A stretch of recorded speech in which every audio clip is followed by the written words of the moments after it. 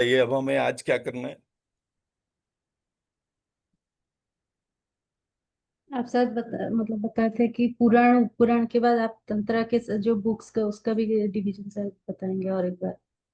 तो और पहले क्या था, बताए। हमारा जो हमने जो पेंडिंग लिस्ट अपनी बनाई थी उसमें क्या क्या चीजें पेंडिंग है अभी? उसमें वो वाला पहले है, फिर फिर मैं बोली थी शायद कि संजीवनी स्तोत्र और ब्रह्म ज्ञान उसका वो थोड़ा मतलब आप समझाएंगे क्या लिखा है उसके अंदर, क्या लिखा है। ठीक है, ये परफेक्ट है। आज पहले इसी को करेंगे, फिर हम आगे बढ़ेंगे।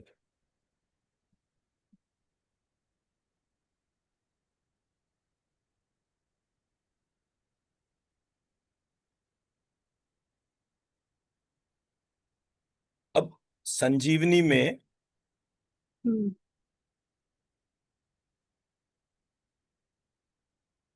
पूरी दुनिया में जहां कहीं भी कोई भी व्यक्ति हीलिंग फॉर्म में इंडियन ट्रेडिशनल सिस्टम में कनेक्ट होता है, वो दो चीजों की बात करता है। पहला बात है कि वो संजीवनी की बात करता है।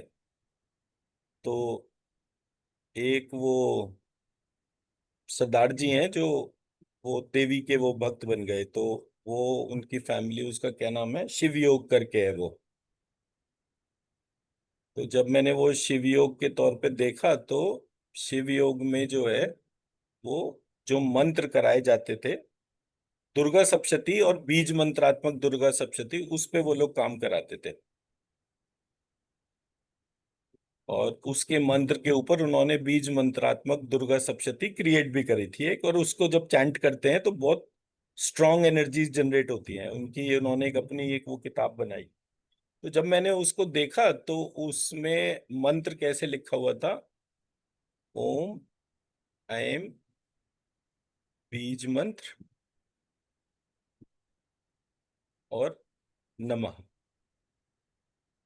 ऐसे करके उसमें 700 बीज, मतलब 700 मंत्र बने हुए थे चैप्टर वाइज। और आपको जो है वो उसको करना था। तो जब मैंने उसको देखा तो मैंने कहा कि इसमें जो है, इस चैप्टर के अंदर ये गलती है, इस चैप्टर में ये गलती है, इस चैप्टर में ये वाली गलती है। तो जब उसको आइडेंटिफाई करा तो उन्होंने बोला आपका बेसिस क्या है। कि मैंने कहा ये जो इन्होंने दुर्गा सप्तशती बनाई है, ये एक्चुअली एक्स बुक है जो मंत्रात्मक दुर्गा सप्तशती के तौर पे जानी जाती है, तंत्रात्मक दुर्गा सप्तशती के तौर पे। तो ये वहां से निकला है और उसको जो है हम टेकअप करेंगे। तो एक अवधूत बाबा या कुछ एक साधु का डिस्क्रिप्शन है, उन्होंने जो है वो सब लोगों को कनेक्ट करा और ये दो दुर्गा सप्तशती नई बनाई, एक तंत्रात्मक दुर्गा सप्तशती, एक मंत्रात्मक दुर्गा सप्तशती। तंत्रात्मक दुर्गा सप्तशती के अंदर जो है, मतलब दोनों में ही 700 श्लोक करके लिखा हुआ है, बट वो उवाच को जो है वो श्लोक मानते हैं। लेकिन जो अ, तंत्र में उन्होंने क्या करा, श्लोक, और श्लोक के साथ 16 पैरामीटर्स लिखे थे। और जो मंत्रात्मक थी उसमें श्लोक के साथ एक पेज पूरा भरकर जो है उन्होंने वो मटेरियल लिखा था जो एक श्लोक से कनेक्टेड था। उसमें न्यास और मतलब बहुत सारे एस्पेक्ट थे। मैं उसका एक फोटो प्रिंट शेयर कर दूंगा कि वो जो है, अगर गूगल करेंगे तो, एक सेकंड देखता हूँ शायद यहाँ पर हो।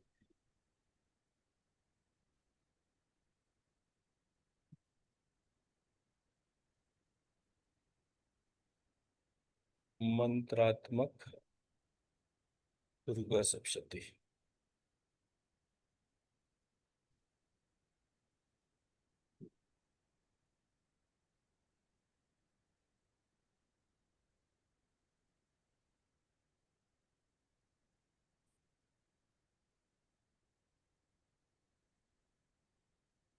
ये तो वो वाली दे रखी है जो इन्होंने शिव, ये शिव योग वाले स्वामी जी हैं। मेरी स्क्रीन दिख रही है आपको? नो। अच्छा, एक सेकंड।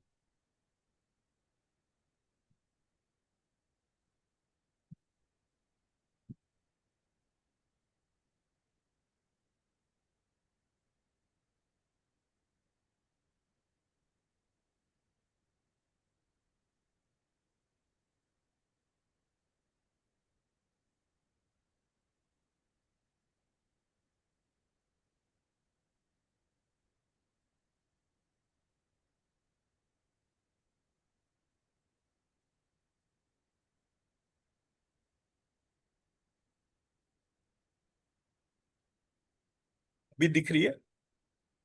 जी। तो जैसे मैं यहाँ पर सर्च करा और ये यहाँ पे लिखा हुआ है दुर्गा सप्तशती बीज मंत्रात्मक साधना। तो ये जो किताब है, ये वो ये बीज मंत्रात्मक दुर्गा सप्तशती है।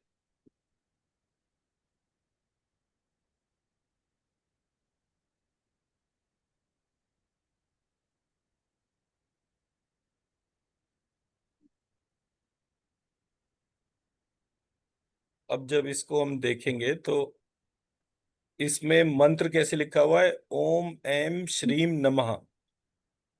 हम्म। जी। ठीक है। अब ये जो अप्रोच है जिसपे कि हम ये देख रहे हैं, इसमें ओम एक्चुअली बीज मंत्र यहां पर आएगा। हम्म। एम जो है वो चरित बेस्ड होता है, मतलब जो सेकंड बीज मंत्र आएगा, जैसे अगर मैं प्रथम चरित की बात कर रहा हूं तो वहां महासती या महाकाली का है, तो महासती या महाकाली का बीज हम्म। मंत्र आएगा। इसमें बाय हम्म। डिफॉल्ट सब जगह एम लिखा हुआ है इन्होंने, पूरे हम्म। 700 श्लोक के अंदर। So which is a wrong process. तो ये वाला पार्ट, तीसरा पार्ट है हर एक श्लोक के साथ रिलेटेड बीज मंत्र। अब ये बीज हम्म। मंत्र का क्या लॉजिक है, क्या स्ट्रक्चर है, वो इनको नहीं पता, तो वो उसके हिसाब से वो उसको डाल रहे हैं। और लास्ट में नमः लिखा हुआ है। तो मैंने जब देखा हम्म। तो नमः की बजाय मनः करना। हम्म। और हम्म। ये जैसे मैं अगर इसी को लिखूं तो मैं इसको लिखूंगा, मान लीजिए पहला बीज मंत्र जो है वो श्रीम है, तो मैं पहले लिखूंगा ओम ऐम श्रीम नमः। लेट सपोज ये पहला मंत्र हो गया। तो अब मैं अगर इसको चेंज करूंगा तो मैं एम की जगह यहाँ पर तमशी करूंगा, क्योंकि ये हम्म। महासती वाले मत- चैप्टर का, हम्म। महाकाली के चैप्टर वाला है। ये श्रीम जो है इसको ऐसे लिखूंगा और नमः को मनः कर मन। दूंगा। मन। हम्म। और जहां पर ये ओम लिखा हुआ है वहां पर मैं इसको लक्ष्मी हम्म। तमसी और श्रीम, इन तीनों से मैं इसको क्लब कर दूंगा। क्लब करने के बाद जो है इस मंत्र का जो बीज मंत्र बनेगा वो बनेगा म मानी त लक्ष्मी त लक्ष्मी। तो ये बन गया त लक्ष्मी तमसी श्रीम मना। अब आप ये इस मंत्र की एनर्जी स्कैन करिए और इस मंत्र की एनर्जी स्कैन करके देखिए।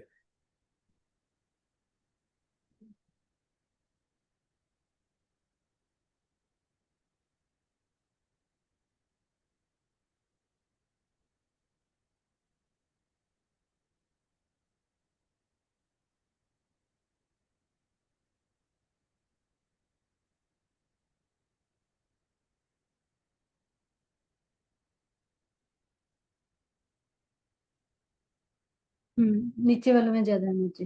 नीचे वाले में ज्यादा एनर्जी है। ऐसे करके ये 700 बीज मंत्र आइडेंटिफाई करने हैं। बट हमारे पास जो भी अभी तक निकले हैं वो इस किताब के अनुसार तकरीबन 250 से पौने 300 के करीब बीज मंत्र है। तो आउट ऑफ 700 बीज मंत्र 275 ही मैक्सिमम आप मान लीजिए जो इस किताब के थ्रू पता चले हैं। जी। और वो 275 में भी मेजर मिस्टेक्स है। तो हम्म। मतलब मेरा क्या है कि जब मैं कोई चीज करता हूं तो मैं उसको पूरा ढूंढता हूँ कि भाई ये इसका क्या लॉजिक है, क्या नॉमेनक्लेचर है, कहाँ से ओरिजिनेट हुआ। क्योंकि अगर आप किसी भी एक मंत्र को बेस बनाकर पूरी लाइफ उसको जपना चाहते हैं, भाई हम्म। हमारे को एक लाइफ टाइम लगता है ना उसको जानने के तौर पे, तो वो जब आप पूरी लाइफ जी। टाइम उसको जानने का प्रयास करते हैं तो आपको किस मंत्र के ऊपर अपना टाइम लगाना है ये तो पता होना हम्म। चाहिए ना, कि भाई इसका क्या बेसिस है और मैं इस डाइटी को अपनाते हुए मैं इसको अपने भीतर जागृत करता हूँ। जैसे मैंने बोला कि भाई दुर्गा सप्तशती में प्रिंसिपल डाइटी महालक्ष्मी है, लेकिन महालक्ष्मी का कहीं भी नाम नहीं आ रहा। जी। तो वहां पे महादुर्गा का नाम आ रहा है। अब मुझे डे टू डे प्रोसेस में महादुर्गा के हिसाब से जो है वो कनेक्ट ही नहीं होना है। तो मैं उसको कैसे लेकर चलूंगा? मैं कहूंगा कि भाई कोई वॉर टाइम हो तब तो मैं योद्धा बनकर अस्त्र शस्त्र लेके लड़ने के लिए तैयार खड़ा रहूं। अगर जीवन एक युद्ध है तो भी वो मैं उसको ऐसा स्वीकार करूं। बट अगर मैं जीवन को युद्ध नहीं मान रहा तो मुझे मेरे पर्पस के हिसाब से काम करना चाहिए ना। भाई आपके घर के बाहर कोई लड़ने मरने के लिए आ जाए तो आप जो है डंडा उठाओगे तभी बाहर जाओगे कि मैं अभी जाते हूँ। बट कोई बाहर हो ही नहीं तो क्या आप हर समय डंडा उठा के घूमोगे?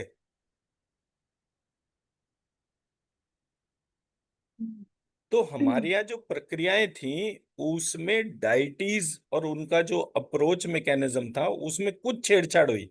क्या बेसिस था उसका, क्या था? मैं ये नहीं कह रहा कि महादुर्गा बड़ी है या महालक्ष्मी बड़ी है, वो मेरा पॉइंट नहीं है कहने का। एक जी। ही देवी है, वो मल्टीपल रूप में काम कर रही है। मतलब अगर मैं आपको बोलूं कि आप as a wife, as a mother, as a बहू, as a citizen of the country, as a office employee, तो ये आपके डिफरेंट रूप हो गए। बट फंडामेंटली तो आप एक ही हो। तो जी। मेरे को अगर ईश्वर की पूजा करनी है तो मैं उसके अलग अलग रूप को, कौन सा रूप मेरी लाइफ में काम का होगा, मैं उस हिसाब से उसको आइडेंटिफाई करूंगा। तो जी। किसी ने हमारे पूरे प्रोसेस में कुछ चीजों के साथ छेड़छाड़ करके उनको गायब कर दिया। मैं मेरा पॉइंट समझा पाया? जी। मेरे को जब दुर्गा सप्तशती सामने आई तो उसके मंत्र और उसकी अप्रोच और वो सारी चीजें सामने आती चली गई एक एक करके, ये अब ये ऐसे। मैंने उसमें चूज करा कि मेरा देश पहले एक स्वर्णिम युग में था जहां पर धन की वर्षा होती थी सबके पास। हमारे पास एक शंकराचार्य थे जो इतने केपेबल थे कि वो मंत्रों का उच्चारण करते थे और सोने के आंवलों की वर्षा हो जाती थी। और वो आगे अगले घर के तौर पे चले जाते थे। मतलब वो सन्यास धर्म में भिक्षा मांगने का एक प्रोसेस होता है। तो मतलब वैसे तो मैं इस बात को भी बिलीव नहीं करता कि हमारे यहाँ कभी भी कोई भी भिक्षा मांगने के हिसाब से, मतलब अगर आपके पास ये कैपेबिलिटी है कि आप मंत्र का ध्यान करो और आपके वहां पर धन वर्षा हो जाए, क्या आप किसी से पैसे मांगने जाओगे? अगर आपके अंदर ये कैपेबिलिटी है तो आप किसी से भी मांगने नहीं जाएंगे ना। मांगने की प्रथा जो थी वो बुद्धिज्म में थी। जो बुद्धिस्ट, जैन और ये वाले जो भिक्षुक थे ये घर घर जाके मांगते थे।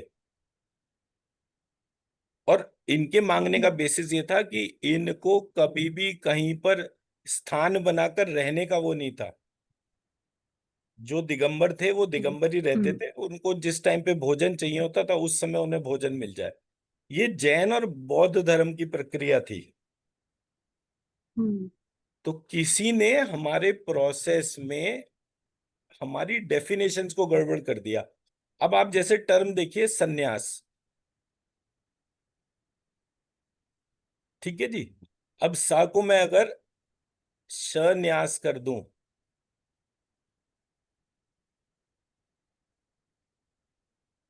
तो न्यास का मतलब क्या हो गया? मैं इसको क्वेश्चन करता हूं, नहीं करता? ये बेसिकली श और क्ष का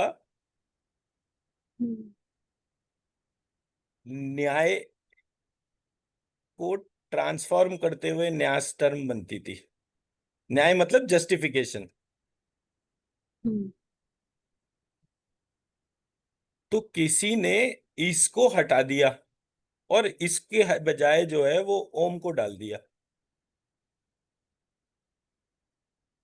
मैं मेरी बात समझा पाया? आप बाय डिफॉल्ट जहां कहीं भी किसी भी धार्मिक ग्रंथ में ओम और ओम का डिपिक्शन हमारे टेक्स्ट के ऊपर क्या पड़ा है, इसको एक प्रकार से फॉरेन मानिए। तो जब आप इस पार्ट को हटा के और ओम की बजाय, Om is a place qualifier of a बीज मंत्र। मैं ये नहीं कह रहा कि एम ओम हमारे ही टेक्स्ट में था, सारी चीज हमारे हिसाब से थी, but Om plays qualifier of a बीज मंत्र था। जैसे आपने ओम नमः शिवाय बोला, तो वहां पर ओम जो है, नमः शिवाय जो है, उसका बीज मंत्र था। हम्म।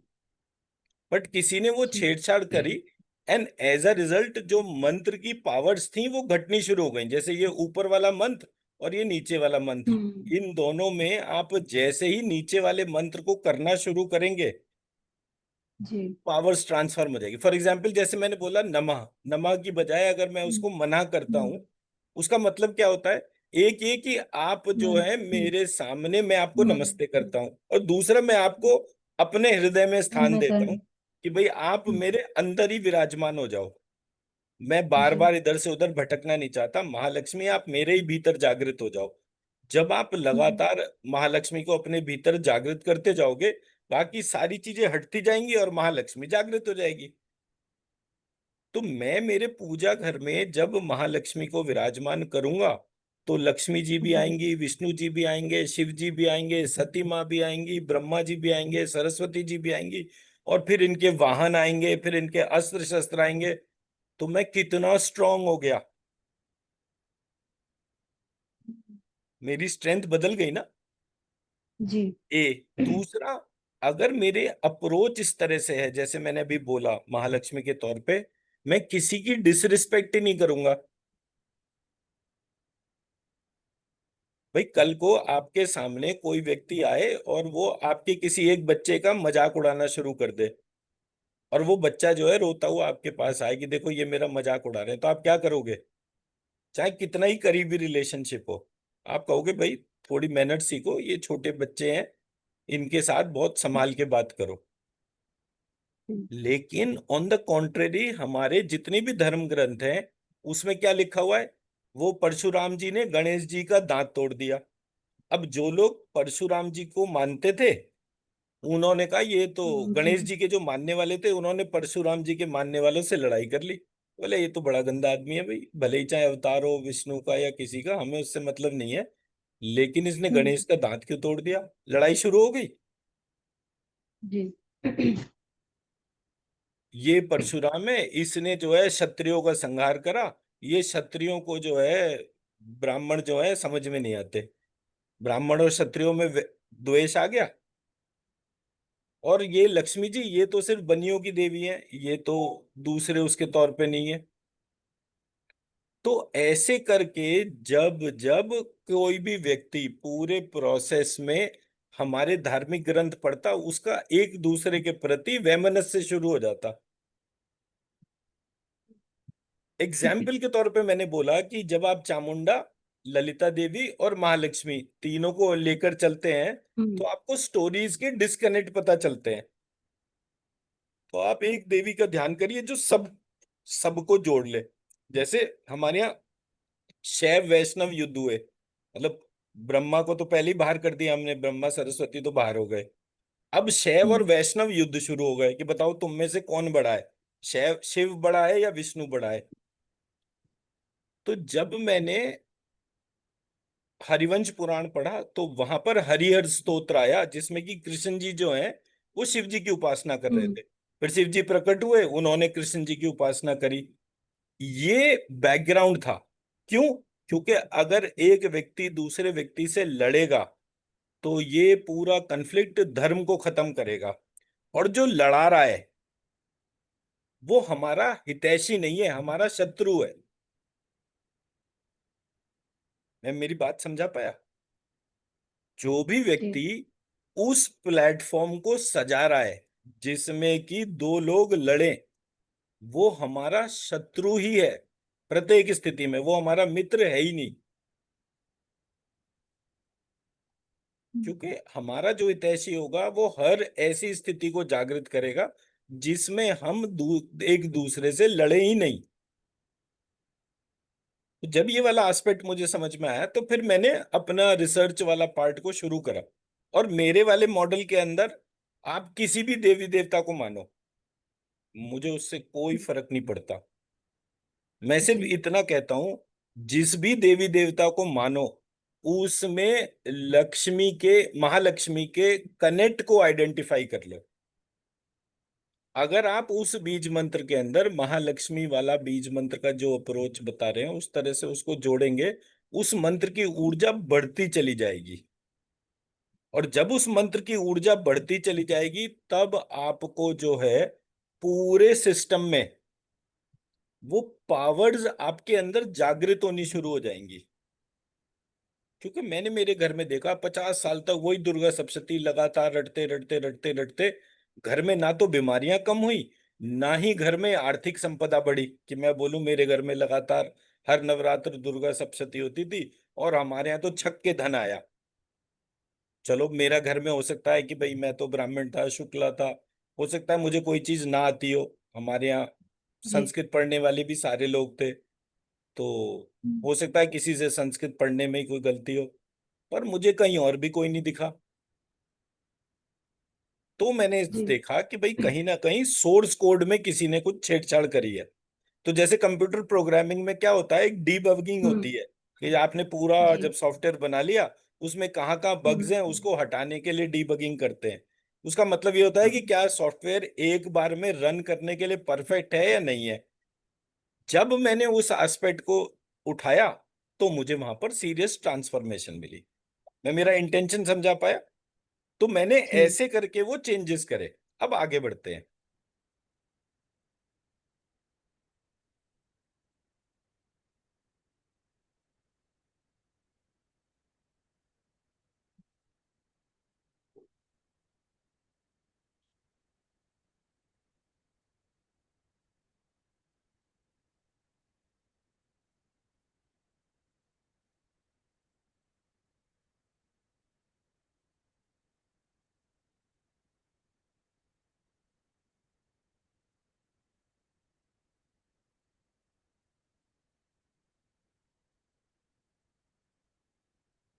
अब जब आप गूगल करते हैं तो वहां पर आपने मंत्रात्मक दुर्गा सप्तशती लिखी, तो ये वाली एक हम्म, साइट आ गई जिसमें मंत्रात्मक सप्तशती स्क्रीन दिख रही है ना आपको मेरी। जी। तो ये जो मंत्रात्मक सप्तशती है इससे रिलेटेड इमेजेस आ गई।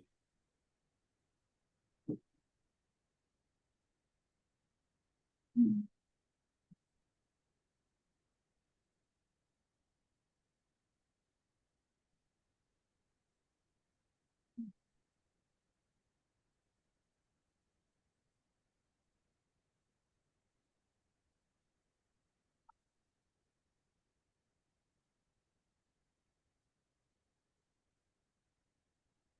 मैं इसकी कोई पेज दे रखे है नहीं, इसमें इसके कोई पेज दे नहीं रखे।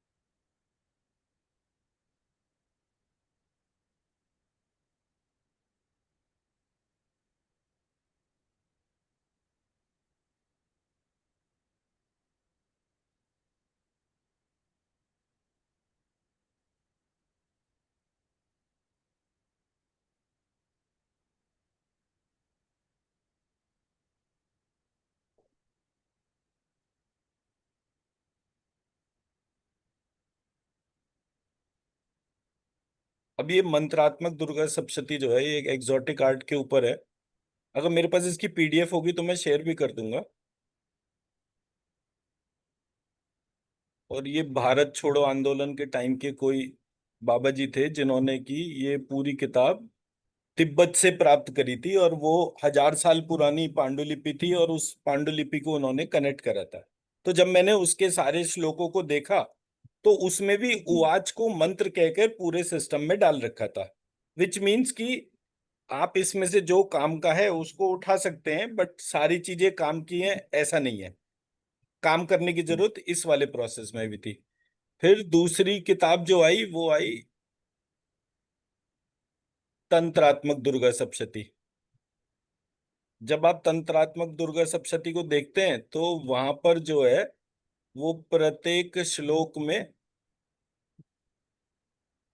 यहाँ पर डिस्क्रिप्शन में जाएंगे जो भूमिका पढ़ेंगे, तो ये इसका मेन पार्ट था कि इसमें इन्होंने प्रत्येक का जो है मंत्र का कौन सा डाइटी है, कौन सी छंद है, कौन सा देवता है, तो ऐसे करके इन्होंने ये प्रक्रिया को यूज करा था। और मैंने ये वाली किताब भी लाया, मेरे पास 20-21 तरीके की दुर्गा सप्तशती हैं, सब में कुछ ना कुछ वेरिएशन है, एक जैसी सारी नहीं है। तो जब मैंने उनको सबको देखना शुरू करा तो देखने पर मुझे पता चला कि इन सबकी अप्रोच में वो उवाच को ये कंसिडर ही नहीं कर रहे। और तकरीबन 250 के करीब उवाच हैं, विच मीन्स कि 500 550 जो है वो बीज मंत्र का प्रोसेस बनता है। जो 250 मिसिंग है वो किसी को नहीं पता एग्जिस्टिंग सिस्टम में। तो फिर मैंने एक एक श्लोक को पढ़ के प्रत्येक का बीज मंत्र बनाने की प्रक्रिया को समझा कि भाई कोई ना कोई तो एस्पेक्ट होगा ना जिससे कि आपको पूरा सिस्टम के बारे में पता चलता है। तो जब मैंने उस एस्पेक्ट को देखा तो मैं तकरीबन एक बार बैठ के 10-1000 बीज मंत्र लिखे थे, विच मीन्स कि एक नॉमेनक्लेचर एग्जिस्ट करता था, उस नॉमेनक्लेचर को आप यूज करके जितने पार्ट्स हैं बॉडी के, मान लीजिए मैंने लक्ष्मी को इन्वोक करा, तो लक्ष्मी को इन्वोक करने के बाद मेरे शरीर के अंदर जो 51 बॉडी पार्ट्स हैं, तो मैं 51 बॉडी पार्ट्स के बेसिस पे बीज मंत्र बना लूंगा। तो एक लक्ष्मी के अंदर अ आ ई ऐसे करके, फिर क ख ग घ, फिर हाया वरला, ऐसे करके वो मल्टीपल बीज मंत्र बनने शुरू हो गए। ये बेस था पूरे सिस्टम का। तो जी। जब मैंने उस तरीके से एक एक बीज मंत्र से आइडेंटिफाई, तो 10-1000 बीज मंत्र लिखते लिखते मैं ही थक गया, बट वो अप्रोच नहीं खत्म हो रही थी, विच इट सेल्फ प्रूव्स कि देवी जो है उनका स्वरूप इतना विराट है कि आप किसी भी एस्पेक्ट को सीड फॉर्म मानकर अपने पूरी लाइफ उसके साथ में कनेक्ट कर सकते हैं। So that way it is fine, but जब आप उसको जानेंगे तभी तो आप उसे करेक्ट कर पाएंगे ना।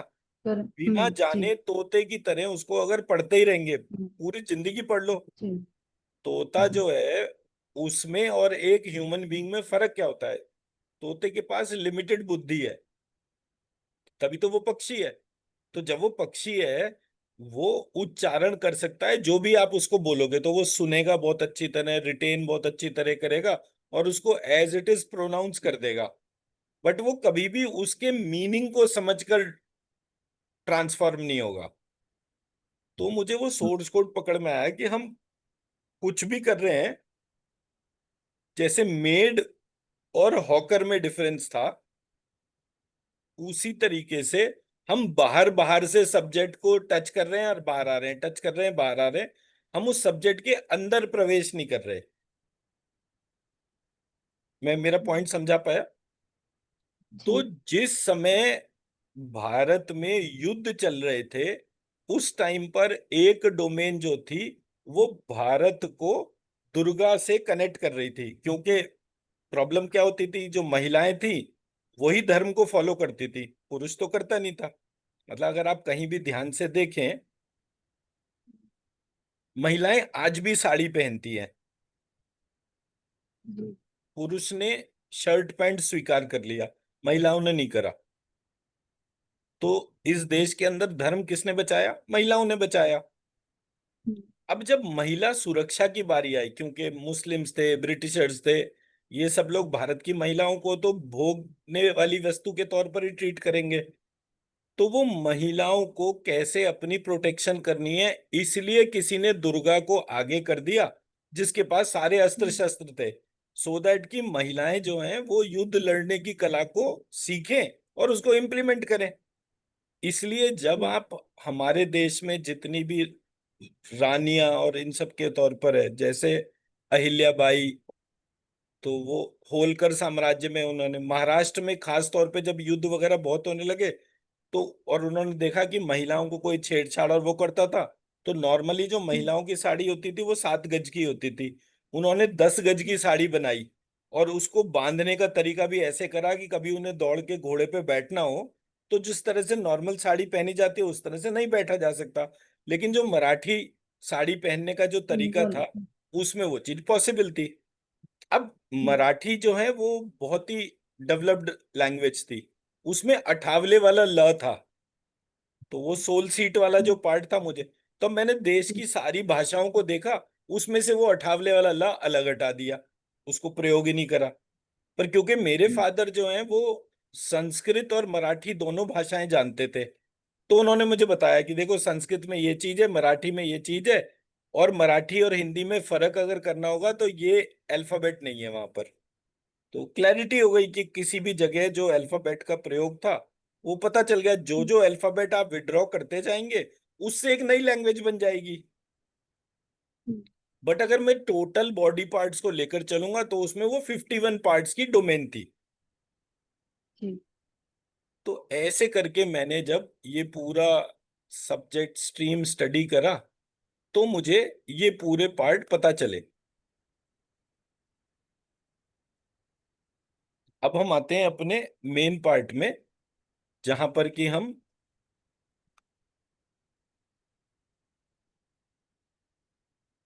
अपने स्ट्रक्चर को डिफाइन कर रहे हैं इन टर्म्स ऑफ संजीवनी विद्या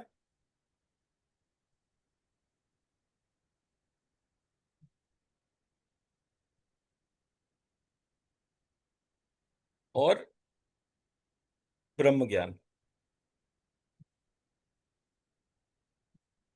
जब मैंने संजीवनी विद्या को देखा तो संजीवनी विद्या का जो प्रिंसिपल डाइटी था वो महामृत्युंजय थे, और इनका जो बीज मंत्र था वो था ह्रोम जूम सह।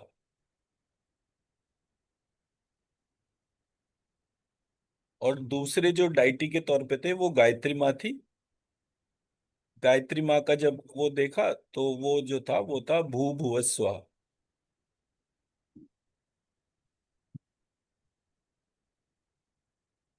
ठीक है।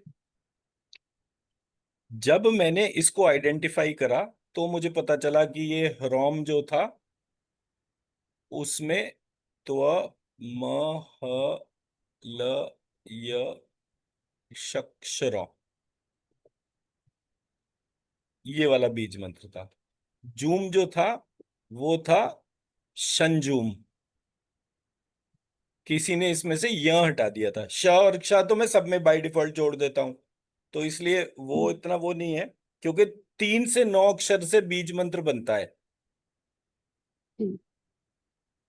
तो इसलिए मैंने जब आइडेंटिफाई करा कि यहाँ सिर्फ जू लिखा हुआ है तो ये जू आया कहाँ से, तो ऐसे करके मैंने इसको वो देखा। तो जब मुझे ये संजू बीज मंत्र पता चला तो मुझे वो अंजना देवी पता चली। फिर मुझे और अंज का डिफरेंस पता चला कि अंजना देवी ने पहली बार इस बीज मंत्र को धारण करके उस डाइटी को इन्वोक करा जिसने मृत्यु को क्रिएट करा। हम्म। तो वो ब्रह्मा जी थे। तब मेरे को समझ में आया कि ब्रह्मा जी को ध्यान करके किसी ने हनुमान जी को आइडेंटिफाई करा और उनके बीज मंत्र को, जब आया सह की बारी तो वो श्व था। तो त्व ह्रॉम जूम सा एक्चुअली क्या था, त्व महल्ले अक्षरों संजूम और श्व। फिर गायत्री में देखा तो भू भुव स्वा ये बनते ही नहीं थे, क्योंकि भू का मतलब था जमीन, भुवा और स्वा जो है एक जमीन के ऊपर की एंटिटी और एक जमीन के नीचे की एंटिटी। ऐसे करके वो तीनों लोकों का कल्पना थी वो, उसका तीनों लोकों की कल्पना का पूरे सिस्टम से कोई मतलब ही नहीं था। वहां पर तो ये था कि जो 3 देवियां हैं, लक्ष्मी, त्वमश्री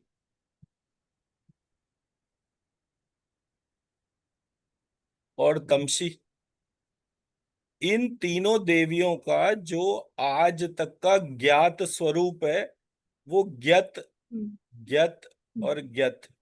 ये तीनों में जुड़ गया।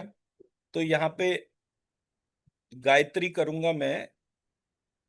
तो गायत्री जब मैं लिखूंगा तो कैसे लिखूंगा कि मैं इसको जो है यत्री कर दूंगा।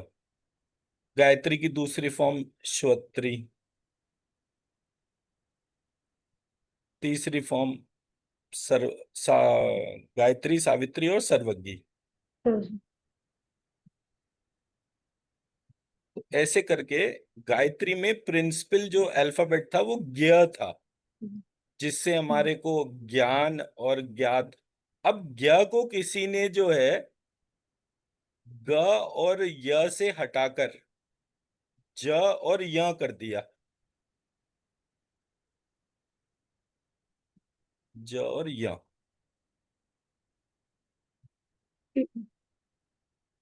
य। तो आधा ज और य मिलकर जो है वो ज्ञ हो गया। तो विच इज ए रॉन्ग नॉमेनक्लेचर। आप एनर्जी भी स्कैन करेंगे तो भी आपको वो पता चलता है। तो मैंने यहाँ पे, तो गायत्री का अगर मैं बीज मंत्र बनाऊंगा तो मैं बनाऊंगा इसको ज्ञ,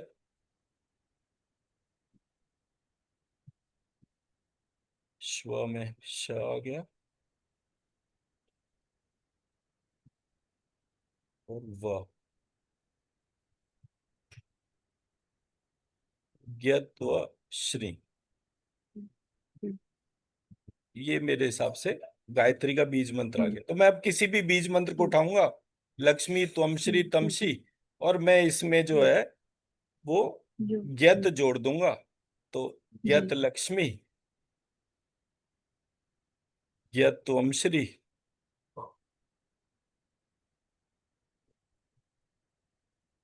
और ज्ञत तमशी। जी ये मेरे भू भुव स्वा की जगह तीन बीज मंत्र हो गए। हम्म, अब इन भू भुव स्वा में पहले प्रिंसिपल फीमेल डाइटी, उसके बीज मंत्र, और फिर जो है मेल डाइटी। तो मैंने ऐसे करके यहाँ पर ज्ञत लक्ष्मी और हम्म, त्वा महल्य यशक्षरों, ये वाला बीज मंत्र यहाँ डाल दिया बीच में। हम्म, हम्म, संजूम यहाँ पर हम्म, डाल दिया, हम्म, हम्म, और ज्ञत तमसी के बाद में शोह डाल दिया। तो ऐसे करके मेरे 6 बीज मंत्र हो गए।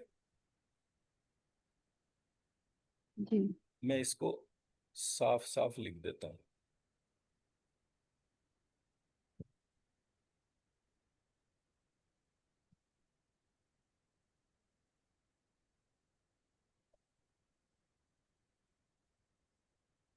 मैंने लिखा यत लक्ष्मी, यत, सॉरी, त्व महलयशक्षरों, फिर यत त्वम Shri,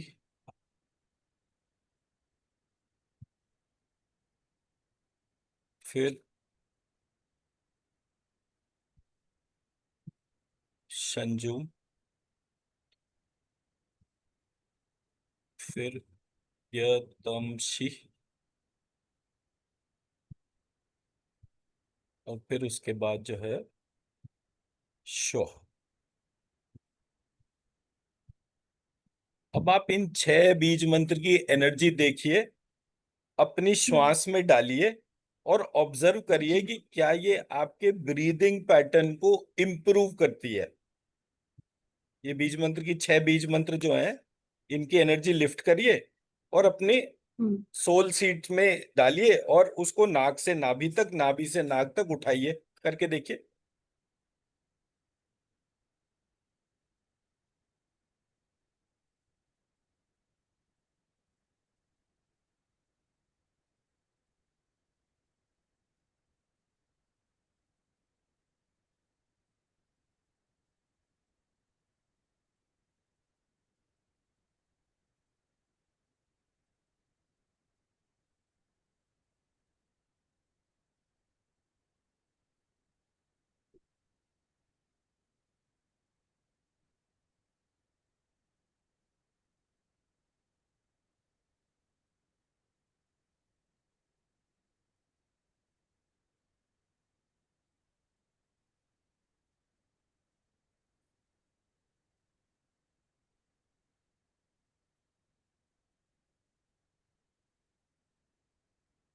yes sir, it's like clean air without blockage, it's तो फ्रीली फ्लोइंग। आप जितना भी ज्यादा इस श्वास को ध्यान से देखेंगे, वो श्वास और हम्म। स्मूथ होती जाएगी और शरीर के अंदर हर जगह हम्म। पहुंचना शुरू हो जाएगी।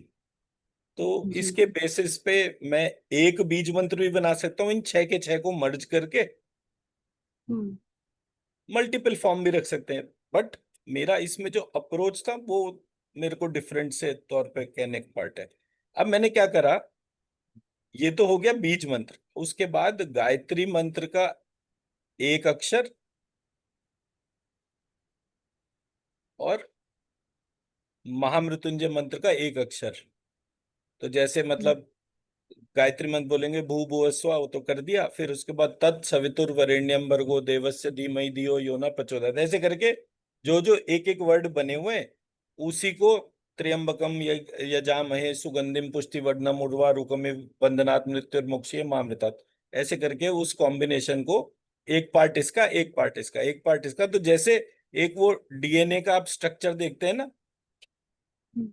सो डीएनए में तीन लाइन होती हैं जो कॉन्टिन्यूस मूव कर रही होती हैं, और उसकी शेप जो है वो ट्रांसफॉर्म होती रहती है। ऐसे करके एक डबल हेलिक्स स्ट्रक्चर बन गया, जिसकी कोर जो थी वो श और क्ष हो गई। जी। अब जब मैंने इस प्रकार से इस मंत्र को दूसरे मंत्र के साथ में कर दिया, तो इसने जो काम करा वो रियल टाइम संजीवनी का करा। संजीवनी का फंक्शन क्या था? मृत्यु को दूर रखना। हम्म। तो जब हम इस प्रकार से इस मंत्र को टारगेट करके इसका जाप करते हैं, 1.25 लाख जैसे उसके करने की बात है, तो 1.25 लाख करिए या 24,000 जाप करिए। तो अब मेरे प्रोसेस में जाप नहीं होता, मेरे प्रोसेस में मंत्र को लिखा जाता है। तो आप जी। जो भी क्वांटिटी डिफाइन करें, लेट से आपने डिफाइन करा कि मैं तो सिर्फ 1,008 बार लिखूंगा, तो एक हम्म। हजार आठ बार इस मंत्र को लिख के एक कॉपी में रख लीजिए, और उसकी एनर्जी उठा के आप किसी भी आईसीयू पेशेंट में डालिए। हम्म। आप उसके अंदर एक चेंज ऑब्जर्व करना शुरू कर देंगे। मैं मेरा पॉइंट समझा पाया?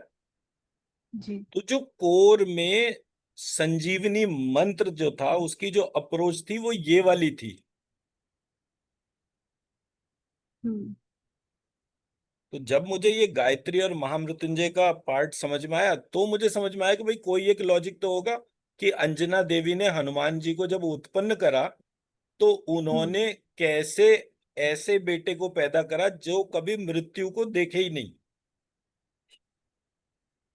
हम्म। जी।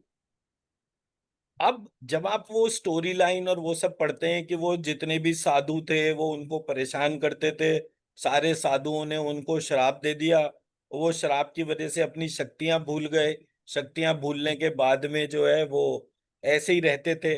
एक दिन जामवंत जी ने उनको उनका विराट स्वरूप दिखाया, उनको पता चला, और वो कूदते हुए एक जगह से जंप मारा और सीधे वहां पर पहुंच गए।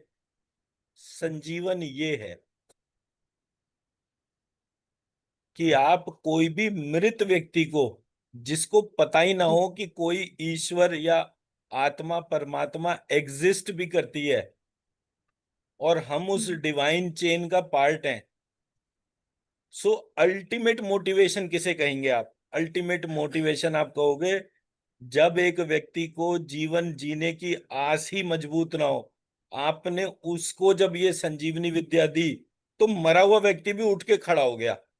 ठीक उसी तरह से हनुमान जी जो थे, उनको जब ये अंजना देवी और उस पूरी प्रक्रिया के बारे में याद दिलाया गया, तो वो हनुमान से प्लवमान बन गए। और प्लवमान, प्लव मतलब जंप, क्वांटम जंप के लिए प्लवमान टर्म यूज होता है। तो उन्होंने क्वांटम जंप ली और छट से जो है वो कूद कर जो है वो लंका पहुंच गए, और फिर लंका में भी जाके सब कुछ उन्होंने करा वैलिडेशन के लिए कि वहां पर वो ब्रह्मा जी वाला जो डोमेन था, उसकी बात हो रही है। लंका में एक लॉक था जिसको लंकिनी हम्म। करके वो डिस्क्राइब किया गया था कि कोई भी व्यक्ति कहीं से भी लंका में प्रवेश नहीं कर सकता। किसका लॉक था? वो ब्रह्मा जी का लॉक था। तो हनुमान जी ने मुक्का मार के तोड़ दिया। हनुमान जी ने कैसे तोड़ा? हनुमान जी ने ये बोला कि अगर मुझ में और ब्रह्मा जी में कोई फर्क नहीं है तो ये लॉक टूट हम्म, जाए। और वो लॉक टूट गया। तो हनुमान जी जो थे वो ना तो शिव के अवतार थे, ना वो विष्णु के अवतार थे। वो इन दोनों की जो तीसरी डोमेन थी, ब्रह्मा जी, वो उनके थे। और हनुमान जी को आप देखो, और उनकी बुद्धि जितनी जबरदस्त थी, किसी भी ऋषि के मुकाबले हनुमान जी की बुद्धि जबरदस्त थी। राम के जितने भी काम बने, केवल हनुमान जी की वजह से बने। अब क्योंकि मेरे यहाँ टेक्स्ट में किसी ने उनको 11वां रुद्र बोल दिया, किसी ने उनको विष्णु का वो बोल दिया, और वो सारी स्टोरी चलती रही। तो मैंने कहा ब्रह्मा जी गए कहाँ पूरी कहानी में? ब्रह्मा जी का इतना मान मर्दन कौन कर रहा है? भाई, जो स्वयं महामृत्युंजय के तौर पे जिसका ध्यान, ज्ञान और प्रक्रिया बताई गई हो, वो हनुमान जी जो है, जब महामृत्युंजय स्वरूप में खड़े हुए, तो उन्होंने कितनी बार लक्ष्मण को बचा लिया, कितनी बार राम को बचा लिया, सबको बचा ही लिया ना। जी। तो वो स्वरूप जो था वो सारा पार्ट उसका था। बट वो ये कि जो व्यक्ति पढ़ता नहीं, वो तोते की तरह रटता रहता है। और अगर मैं कोई चीज जान सकता हूं, मैं जानता हूं क्यों? या तो मेरे गुरुजी की वजह से जानता हूं मैं कोई चीज, या मैं अपनी सोल सीट की वजह से कोई चीज जानता हूं। ये मैं उससे सवाल करता हूँ और वो मुझे जो है एक चीज बता देती है। कोई भी जान सकता है। और मैं कोई 400-500 साल का आदमी तो हूं नहीं। और पहले मैं जॉब करता था, पहले मैं ये सब कुछ नहीं करता था। तो 5-7 साल के अंदर तो आप फिनोमिनल पावर्स को इन्वोक कर सकते हैं। तो जब मुझे समझ में आया, तो मैंने कहा कि भाई, मैं सब लोगों को एटलीस्ट ये तो शेयर कर सकता हूं कि मेरी अंडरस्टैंडिंग क्या है। जो लोग केवल ईगो की पूजा करते हैं, अरे हम ये मानते हैं यही सही है, वो मेरे ऑडियंस ही नहीं है। और जो लोग इस बात को लेकर चलते हैं कि मैं सोच समझ करके हर काम करूंगा, और उसमें जो है, क्योंकि मैंने कहीं कोई डिसरिस्पेक्ट तो नहीं करी ना, कि मैं अगर बोलूं कि हनुमान जी रुद्र नहीं थे, तो ऐसे में कोई हनुमान जी की बेइज्जती नहीं हो नहीं गई कि भाई हनुमान जी को मैंने जो है ब्रह्मा जी से कनेक्ट कर दिया। तो मैं मेरा पॉइंट समझा पा रहा हूँ? आपका वीडियो